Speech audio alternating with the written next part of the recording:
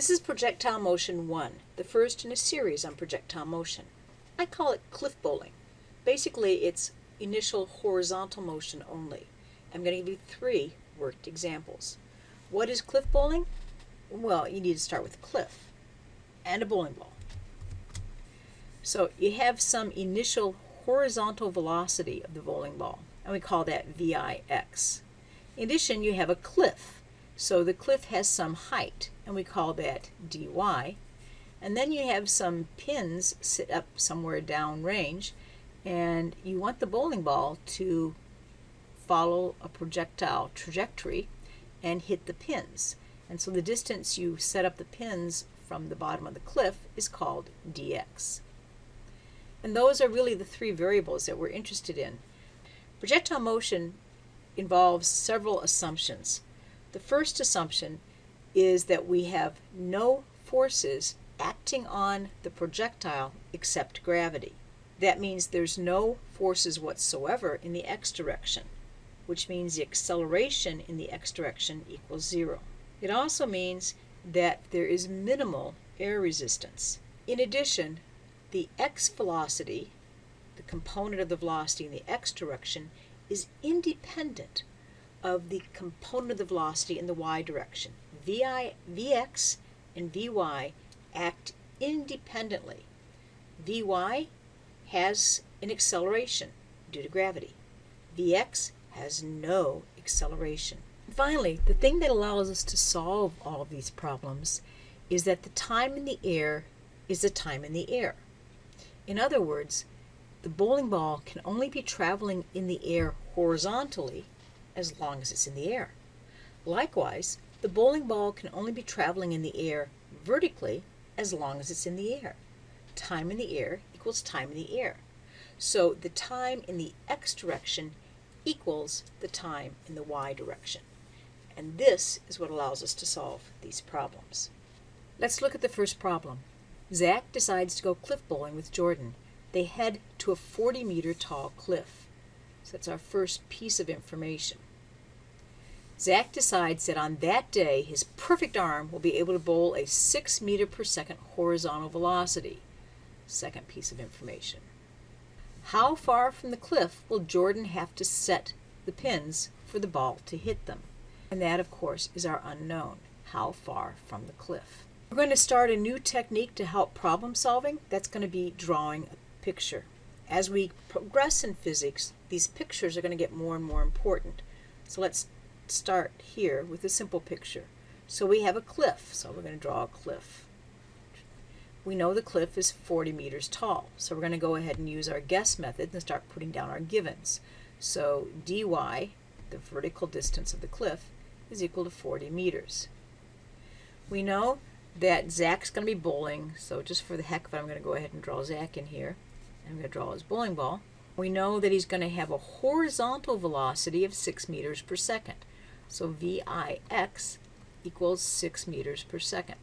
And we know we're going to have some pins set up down here by Jordan, and they want to know how far from the cliff does Jordan have to set the pins. So that's our unknown. So this is dx. Okay, so we're using our guess method, but we're using it in addition to or in conjunction with a drawing. Next thing we have to do is really set up our paper. We've got x and y components, and we said they act separately. So we need to separate that information and the way we handle them on the paper. So I'm going to have an x column and I'm going to have a y column.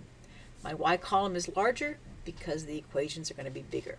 No, in the y direction, the acceleration is equal to negative 9.8 meters per second. I know in the x direction, as long as we ignore air resistance, the acceleration is equal to 0. I also know that di, unless it's explicitly stated otherwise, is equal to 0. And in this case, there's no mention of it, so diy is equal to 0, and dix is equal to 0. In addition, I know that the initial y velocity is 0.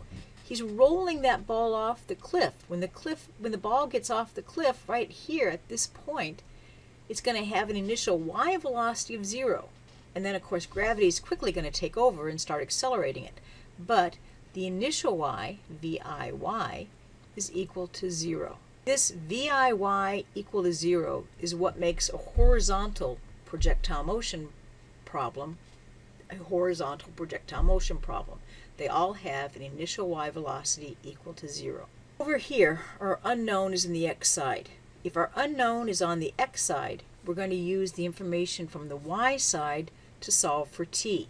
Because again, the way we solve these problems is that the t, the time in the air, is the same whether we're talking about the x direction or the y direction. So we're going to use the y information to solve for t so that we can then solve for our unknown over on the x side.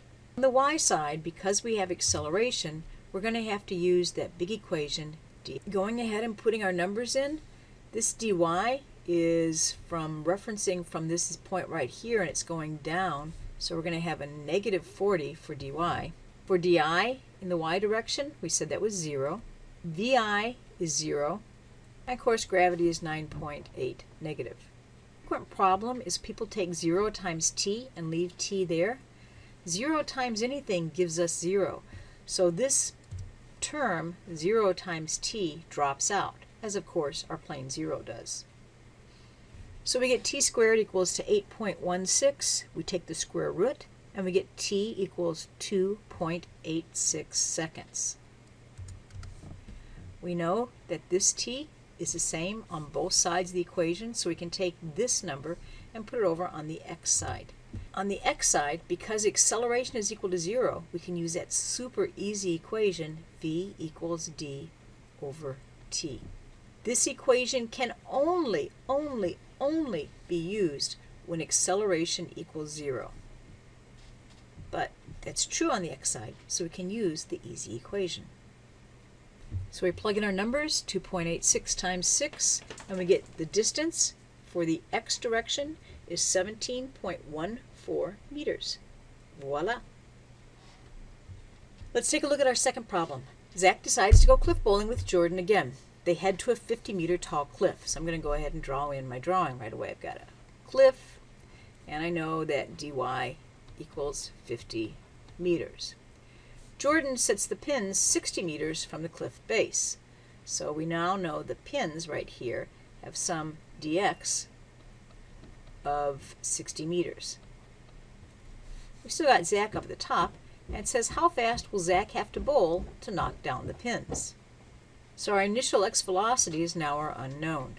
Once again, we're going to separate our paper into the x and y regions. Once again, we know the acceleration on the y side is equal to negative 9.8 meters per second squared, and the acceleration on the x side is equal to 0. That's critical because that allows us on the x side to use v equals d over t. On the y side, we're going to have to use the bigger equation. In addition, because this is a cliff bowling problem, we know that the initial y velocity is equal to 0. And of course, diy equals 0. We've got that big equation, df equals di plus vit plus 1/2 at squared. Our unknown is vix. It's in the x side. That means we're going to use the information from the y side to find t. And once we find t on the y side, we know it'll be the same on the x side, and we'll go ahead and move it over and solve for our unknown in the x. Plugging in my information, because the cliff is going down, it's a negative 50 meters. And we get t equals 3.19 seconds. I'm going to take that information, that t, and put it over on the x side. I'm trying to find vix, so I'm just going to say v equals the distance in the x direction. Because I'm on the x side, I can only use x components divided by the time, which is the one thing that's common between the two. And I get that Zach has an impressive horizontal velocity of 18.78 meters per second. Way to go, Zach. Let's look at the last worked example. Zach decides to go cliff bowling with Jordan yet again. They head to a cliff with an unknown height. So now I've got a cliff, but I don't know what the height is. So I'm going to go ahead and draw my cliff in here, and I've got dy is unknown. Jordan sets the pins 10 meters from the cliff base. So I know that my dx is equal to 10 meters. After some experiments, Zach finds he can knock down the pins with an initial velocity of 2 meters per second. So I have VIX of 2 meters per second. So I've got my drawing. Now I'm going to, of course, separate my paper into x and y divisions. On the x side, the acceleration equals 0. On the y side, the acceleration equals negative 9.8 meters per second squared. Because my unknown is on the y side, I'm going to use the information on the x side to find time, and once I find time on the x side, I can use it to discover what my y unknown is. So over here on the x side, because acceleration equals 0, and only because acceleration equals 0, I can use that easy equation, v equals d over t. I'm hunting for t, so that means that t is equal to distance divided by velocity, or t is equal to 10 meters divided by 2 meters per second, or t is equal to 5 seconds. Now I'm going to use that t over on the y side. On the y side, because I have acceleration, I have to use that great big equation. df, final distance, is what I don't know, so that's my unknown. I'm going to leave it as a d. di is 0. vi, what makes this a cliff bowling problem, is the initial velocity in the y direction is 0, so I have 0 times t. I plug in my numbers and I get dy is equal to 122.5 meters.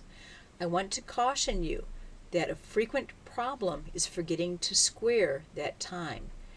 The time, in this case 5 seconds, has to be squared in order to get your correct answer. And that's it. Cliff bowling, or horizontal projectile motion, has 3 variables, VIX, dy, and dx. We've done 3 separate problems and solved for each one. Thank you very much for your time.